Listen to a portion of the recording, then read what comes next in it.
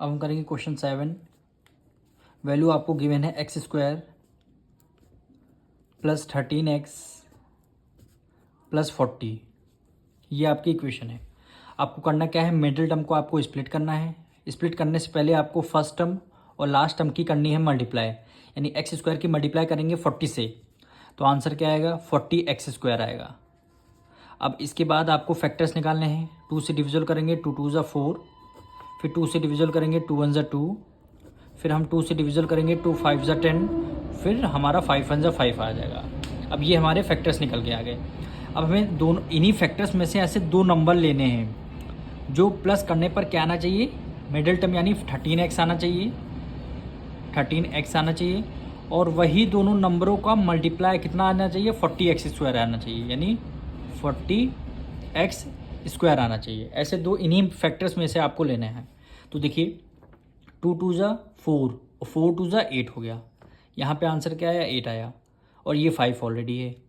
तो 8 की मल्टीप्लाई जब 5 से करेंगे, 8 5 ज़ा 40 आ रहा, और 8 में 5 ऐड कर देंगे तो 13 आ रहा है। यानी फैक्टर्स कौन कौन से हो जाएंगे हमारे, 8 और 5 हो जाएंगे।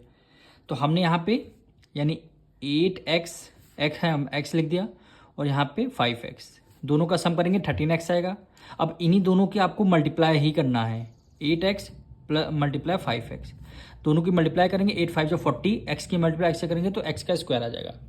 अब ये यही दोनों टर्म में से हमें यहाँ पे लिखना है, यानी फर्स्ट टर्म को as it is write down करेंगे, प्लस फर्स्ट टर्म आपका 8x है, फिर सेकेंड फैक्टर आपका क्या है 5x है, फिर लास्ट में 40 लिखा है तो आपने 40 को राइट डाउन कर लिया, यानी मिडिल टर्म को इस पर। अब देखिए रिवर्स करते हैं, 8 + 5 कितना होगा 13, और x है तो आपने x को राइट डाउन कर लिया, और 8 5 ज़ा 40, x की मल्टीप्लाई x से करेंगे तो x का स्क्वायर आ जाएगा, यानी ये कंडीशन हमारी सेटिस्फाई कर रही है।